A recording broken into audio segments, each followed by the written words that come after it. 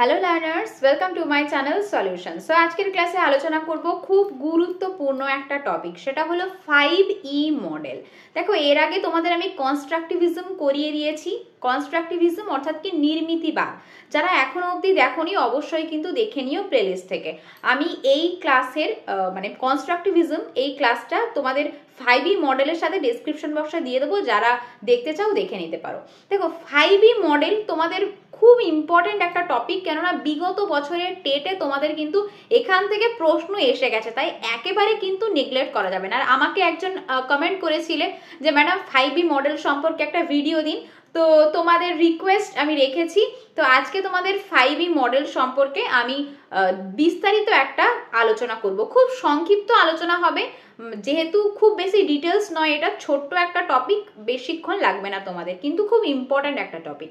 চলো তাহলে শুরু করে দিই। আর ইংলিশে লেখা আছে বলে চিন্তা করার কোনো কারণ নেই। তোমরা জানো, যারা আমার রেগুলার ক্লাস করো, আমি তোমাদের বাংলা ইংলিশ দুটো ভার্সনেই কিন্তু ক্লাস করাই। ইংলিশে লেখা আছে, আমি বাংলাতে তোমাদের ট্রান্সলেট করে দিই। ওকে, ইংলিশে কেন লেখা, তোমাদের সিটের তোমরা যারা দেবে তাদের যাতে হেল্পফুল হয়, সেই জন্যই কিন্তু আমি বাইলিঙ্গুয়াল ক্লাসটা করাই।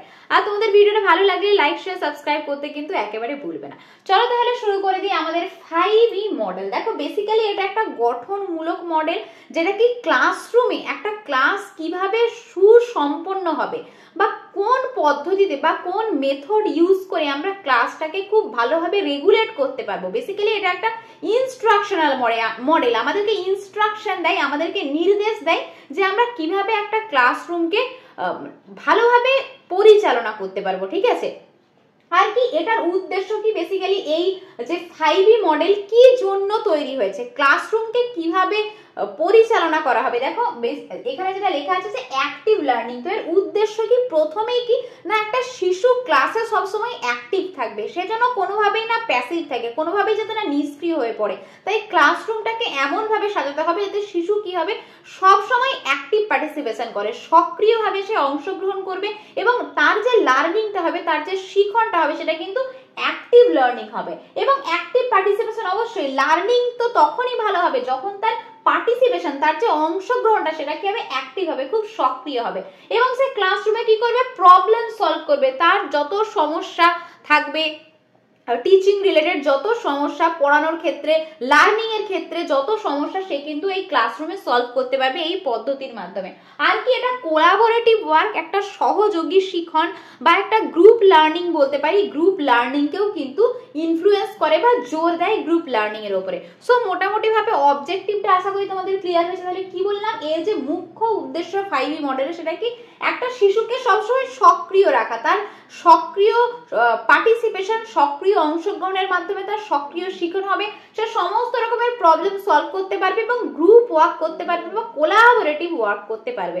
তো এটাই কিন্তু 5E মডেলের উদ্দেশ্যে বলা হয়েছে। এবারে দেখো, 5E মডেল মানে বুঝতেই পারছো 5টা ই রয়েছে। এবারে এই যে 5টা ই তোমাদের পরপর আমি লিখেছি, এটা কিন্তু মাথার মধ্যে রাখবে, 5টা কিন্তু পরপরই তোমাদের মনে রাখতে হবে। তোমরা কিন্তু বাদ দিতে পারবে না যে এনগেজের পর ইভ্যালুয়েট করবে, এরকম ভাবে কিন্তু করবে না, তোমরা পরপর মনে রাখবে। দেখো, প্রথমে এনগেজমেন্ট স্টেজ, তারপরে এক্সপ্লোরেশন স্টেজ, তারপরে এক্সপ্লেন স্টেজ, তারপরে ইলাবোরেট স্টেজ, এবং তারপর হচ্ছে ইভ্যালুয়েট বা ইভ্যালুয়েশন স্টেজ। এইভাবে কিন্তু engage, explore, explain, elaborate, evaluate, engage, explore, explain, elaborate, evaluate, এইরকম ভাবে পরপর তোমরা সিকোয়েন্স ওয়াইজ মনে রাখবে। ঠিক আছে, 1 2 3 4 5 ভাবে কিন্তু তোমাদের মনে রাখতে হবে। এবারে চলো, 5টা স্টেজে কি কি রয়েছে একে একে আমরা জেনে নেব। ঠিক আছে, এখনো অবধি স্টেজ থেকে সেভাবে তোমাদের প্রশ্ন দেয়নি। যেটা তোমাদের প্রশ্ন দেয় পরীক্ষায়, সে সম্পর্কে বলি যে এর মধ্যে কোনটা 5E মডেলের মধ্যে পড়ে না, বা সিকোয়েন্সটা সাজাতে বলে, কোনটার পর কোনটা আসে। এখন অবধি কিন্তু ডিটেলস প্রশ্ন আসেনি, কিন্তু আমাদের তো সবসময় প্রিপেয়ার থাকতেই হবে পরীক্ষার জন্য। দেখো, প্রথমেই বলি এনগেজ স্টেজ। এনগেজ করা মানে কি, কাউকে একটা নিযুক্ত করা। আমরা হই না কাজে নিযুক্ত হয়ে যাই, তার মানে কি এখানে টিচাররা প্রিপেয়ার করবেন স্টুডেন্টদেরকে মেন্টালি।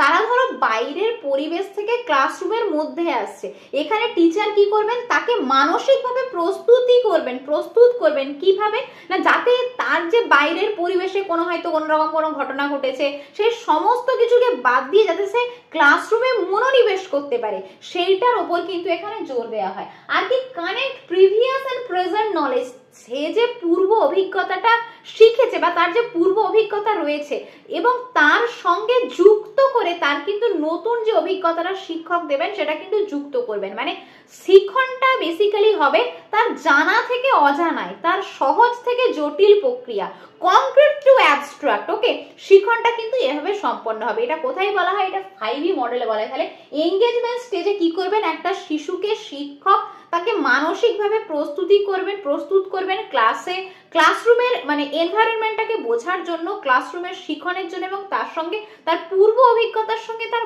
বর্তমান অভিজ্ঞতাটাকে কিন্তু কানেক্ট করে দেবেন। সে যেটা জানে, সে যেটা অলরেডি শিখেছে, তার সঙ্গে তাকে নতুন জ্ঞান কিন্তু যুক্ত করতে হবে। ওকে, তো এটাই হয়ে গেল তোমাদের এঙ্গেজমেন্ট স্টেজ। এরপরে কি এক্সপ্লোর করা। দেখো এই স্টেজটা বেসিক্যালি কি অ্যাক্টিভিটি বেসড হয়, যেখানে একটা শিশু কি করবে, হাতে কলমে কাজ করবে। আর হাতে কলমে যখনই শিখন হয় তখন কি হয়, শিখনটা সব থেকে ফলপ্রসূ হয়।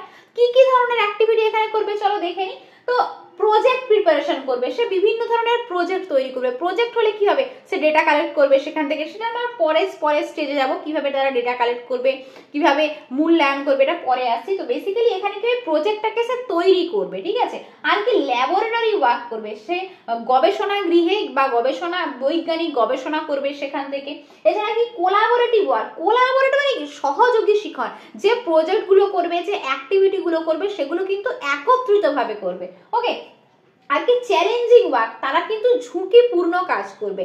মানে সমস্ত কিছু কাজ, টিচার হয়তো তাকে কোনো কাজ দিয়েছেন, কোনো একটা প্রজেক্ট দিয়েছেন বা কোনো অ্যাক্টিভিটি দিয়েছেন, সে কিন্তু খুব চ্যালেঞ্জ নিয়ে খুব সাহসের সঙ্গে কিন্তু সেই কাজগুলো করবে। তো এটা কোন স্টেজে বলা হয়, এক্সপ্লোর স্টেজ। পরীক্ষায় প্রশ্ন দিতেই পারে অ্যাক্টিভিটি বেসড স্টেজ কোনটা, তো এটা হচ্ছে তোমাদের এক্সপ্লোর স্টেজ। তাহলে ফার্স্ট আমাদের স্টেজ আমরা কি বলেছিলাম, এঙ্গেজমেন্ট স্টেজ। সেকেন্ড স্টেজে আমরা কি পড়লাম, এক্সপ্লোর স্টেজ। দেখো থার্ড স্টেজও কিন্তু আমাদের এক্সপ্লেন। দেখো এক্স আছে মানে এক্স স্কোয়ার আমরা বলতে পারি, তাই তো, এক্স স্কোয়ার আমরা বলতে পারি। দেখো তাহলে নেক্সট যে এক্সটা আছে হচ্ছে এক্সপ্লেন মানে কি ব্যাখ্যা করা। ওকে, তো ব্যাখ্যা মানে কি, এখানে ব্যাখ্যা স্টুডেন্টরা করবে, সে কি শিখেছে, সে প্রজেক্টের মাধ্যমে কি অভিজ্ঞতা অর্জন করেছে সেটা সে এক্সপ্লেন করবে। এক্সপ্লেন মানে ব্যাখ্যা করতে পারবে। প্রথমে দেখো কি করবে, সে রিসার্চ করবে, সে বিভিন্ন অনুসন্ধান করবে, বিভিন্ন গবেষণা করবে। কিসের গবেষণা, যে প্রজেক্টটা তাকে টিচার দিয়েছিল সেই প্রজেক্টটা সম্পর্কে বিভিন্ন অনুসন্ধানমূলক কাজকর্ম করবে, গবেষণা করবে, এবং তার সঙ্গে কালেক্ট ডেটা, সে বিভিন্ন তথ্য সংগ্রহ করবে। ধরো গাছের ওপরে কোনো প্রজেক্ট করতে দেওয়া হয়েছে, সে বিভিন্ন এলাকায় যাবে, এলাকায় গিয়ে গাছের সম্পর্কে সে কিন্তু তথ্য জোগাড় করবে। তার সঙ্গে কি ডেটাটা কালেক্ট করে স্টুডেন্ট কি করবে, সেটা টিচারের কাছে সাবমিট করবে। প্রজেক্টের যে টিচার রয়েছে সেই টিচারের কাছে তিনি সাবমিট করবেন, শিক্ষক বা শিক্ষিকার কাছে সেটা জমা দেবেন। এরপরে নেক্সট যে কি হবে বলতো, টিচার ওই যে ডেটাটা স্টুডেন্ট কালেক্ট করে নিয়ে এসছে তার উপরে তিনি নতুন কিছু আবার ইনফরমেশন দেবেন, যে ওর সঙ্গে কি কি আরো অ্যাড করা যায়, কি কি মডিফাই করা যায়, রেকটিফাই করা যায়, তার উপরে কিন্তু নির্দেশ দেবেন। তো বেসিক্যালি এই স্টেজটাকে আমরা দুটো ভাগে ভাগ করতে পারি। একটাই কি সে ডেটা কালেক্ট করবে, টিচারকে সেটা সাবমিট করবে, এবং সেকেন্ড যে পার্টটাই আমরা বলতে পারি সেই পার্টে কি টিচার তার উপরে নতুন নির্দেশ দেবেন। ওকে, এবং তার সঙ্গে কি এবারে স্টুডেন্ট যা শিখলো, যা অভিজ্ঞতা সে অর্জন করলো, তারপর সে সেটাকে ব্যাখ্যা করতে পারবে যে সে সেই প্রজেক্টটা থেকে কতটা শিখতে পেরেছে। তো এটাই হচ্ছে তোমাদের এক্সপ্লেন স্টেজ। এরপরে কি ইলাবোরেট স্টেজ। ইলাবোরেট মানে কি, সে যেটা শিখলো প্রজেক্টের মাধ্যমে বা কোনো গ্রুপ ওয়ার্কের মাধ্যমে বা কোনো অ্যাক্টিভিটির মাধ্যমে, সেটা সে বাস্তব জীবনে প্রয়োগ করতে পারবে। দেখো বর্তমান যে শিক্ষা ব্যবস্থা, সেই শিক্ষা ব্যবস্থায় কি বলা হয় বলতো, একটা শিশু যেটা শিখছে ক্লাসরুমের মধ্যে যেটা শিখছে সেটা সে বাস্তবে যাতে প্রয়োগ করতে পারে, তার বাস্তব জীবনের সাথে যেন কানেকশন থাকে, এটাই কিন্তু বর্তমানে শিক্ষা ব্যবস্থায় বলা হয়। সেটা এনসিএফ বলো, সেটা কনস্ট্রাকটিভিজম বলো, 5E মডেল বলো, সমস্ত জায়গায় কিন্তু বলা আছে। তাহলে এই স্তরটা কি স্তর, ইলাবোরেট স্টেপ, এটা হচ্ছে দেখো তাহলে 3 নম্বর স্টেজ আমরা কি করেছিলাম এক্সপ্লেন স্টেজ, এবং ফোর্থ যে স্টেজ সেটা হচ্ছে ইলাবোরেট স্টেজ। এই ফোর্থ স্টেজে আমাদের কি বলা আছে information or data applies in real life. তারা কি করবে যে ইনফরমেশনটা কালেক্ট করেছিল সেটা তারা বাস্তব জীবনে প্রয়োগ করতে পারবে। ওকে, তো এটাই হচ্ছে ইলাবোরেট স্টেজ। এরপর আছে ইভ্যালুয়েট, মানে সর্বশেষ স্তর। দেখো কোনো যখন কাজ আমরা করি, কাজের শেষে আমরা কি করি, আমরা ফিডব্যাক দিই, আমরা মূল্যায়ন করি। তো এই মূল্যায়নটা কারা করবে, মূল্যায়নটা কিন্তু টিচাররা করবে, ঠিক আছে। তো তারা যে ডেটা কালেক্ট করে নিয়ে এসছে সেই কালেকশন অফ ডেটা বা যে প্রজেক্টটা তারা কমপ্লিট করলো সেই প্রজেক্টের উপরে টিচার কি করবেন ফিডব্যাক দেবেন এবং ইভ্যালুয়েট করবেন বা অ্যাসেসমেন্ট করবেন। তো এটা হচ্ছে তোমাদের ফিফথ স্টেজ। এই ফিফথ স্টেজটা কি আমাদের ইভ্যালুয়েট করা বা মূল্যায়ন করা। তাহলে আরেকবার আমি রিক্যাপ দিয়ে দিই ক্লাসটা। তো আমি প্রথমেই কি বলেছিলাম, এটা একটা ইনস্ট্রাকশনাল মডেল বা নির্দেশমূলক মডেল বলতে পারো বা গঠনমূলক মডেল বলতে পারো। যে মডেলে কি বলা হয়েছে বা এই মডেলের অবজেক্টিভস বা কি বা উদ্দেশ্য কি না, একটা শিশুকে অ্যাক্টিভলি পার্টিসিপেট করাতে হবে ক্লাসের মধ্যে। টিচার যেমন অ্যাক্টিভ থাকবেন, স্টুডেন্টও কিন্তু অ্যাক্টিভ থাকবে, দুজনেই সমানভাবে অ্যাক্টিভ থাকবে। এমনটা নয় যে শুধু টিচার অ্যাক্টিভ থাকবে স্টুডেন্ট অ্যাক্টিভ থাকবে না, স্টুডেন্ট কিন্তু যথেষ্ট পরিমাণে অ্যাক্টিভ থাকবে। এখানে তারা প্রবলেম সলভ করবে, এখানে তারা গ্রুপ ওয়ার্ক করবে। এবারে 5টা ই কি কি বললাম আমরা, এনগেজ করা, তারপরে এক্সপ্লোর করা, এক্সপ্লেন করা, ইলাবোরেট করা এবং ইভ্যালুয়েট করা। এবং এনগেজে টিচার তাকে ক্লাসরুমের সঙ্গে যুক্ত করবেন, তার পূর্ব জ্ঞান নতুন জ্ঞানকে কানেকশন করবেন। সেকেন্ড স্টেজে কি পড়েছিলাম এক্সপ্লোর করা, যেটা বেসিক্যালি কি অ্যাক্টিভিটি বেস, বিভিন্ন রকমের অ্যাক্টিভিটি করবে। থার্ড স্টেজ এক্সপ্লেন স্টেজ, যেখানে স্টুডেন্টরা কি করবে অনুসন্ধান করবে, বিভিন্ন রিসার্চ করবে, ডেটা কালেক্ট করবে এবং তারপর সেই ডেটাটাকে টিচারের কাছে সাবমিট করবে। টিচার তার উপরে নতুন করে মডিফাই করবেন বা রেকটিফাই করবেন। এবং ইলাবোরেট স্টেজে আমরা কি করেছিলাম, সেটার যে ডেটাটা কালেক্ট করলো বা যে নলেজটা সে গেইন করলো সেটা রিয়েল লাইফে প্রয়োগ করতে পারবে। এবং লাস্ট স্টেজে টিচার সেখানে যে প্রজেক্টটা তারা করলো সেই প্রজেক্টটাকে ইভ্যালুয়েট করবে। তো আশা করি আমি চেষ্টা করেছি যতটা তোমাদের ভালো করে বোঝানো যায় 5E মডেল সম্পর্কে। দেখো এখান থেকে খুব বেশি ডিটেলসে প্রশ্ন আসে না, যেমনটা তোমাদেরকে বললাম যে 5E পরপর কিন্তু লিখতে বলে বা বলতে, যেটা তোমাদের মাল্টিপল চয়েস কোয়েশ্চেন থাকে, গোল গোল করতে হয়। তো এইরকমই কিন্তু প্রশ্ন এখনো অবধি এসেছে। চেষ্টা করেছি যাতে তোমাদের ভালোভাবে বোঝানো যায়। তোমরা আমাকে ফিডব্যাক দিও যে ক্লাসটা তোমাদের কেমন লেগেছে। নেক্সট ভিডিওতে চেষ্টা করছি নতুন কোনো টপিক সম্পর্কে বলার, যেটা তোমাদের আপকামিং যে টেট পরীক্ষা তার জন্য হেল্পফুল কোনো একটা ক্লাস নিয়ে আসার চেষ্টা করব। আজকের মতো এই পর্যন্তই। নেক্সট ভিডিওতে আবার তোমাদের সাথে দেখা হচ্ছে। ততক্ষণ অবধি প্রত্যেকে ভালো থেকো, সুস্থ থেকো, মন দিয়ে পড়াশোনা করতে থেকো। আর মাত্র কয়েকটা ঘন্টাই বলবো তোমাদের হাতে রয়েছে, তো প্রচুর প্রচুর কিন্তু প্র্যাকটিস করো। যারা এখনো অবধি টেলিগ্রাম চ্যানেলে যুক্ত হওনি, টেলিগ্রাম চ্যানেলে যুক্ত হও। আমার টেলিগ্রাম চ্যানেল সলিউশন, সেখানে আমি প্রতিদিন চেষ্টা করছি প্র্যাকটিস করার, তোমাদেরকে মোটিভেট করার। সো আজকের মতো এই পর্যন্তই। Thanks for watching.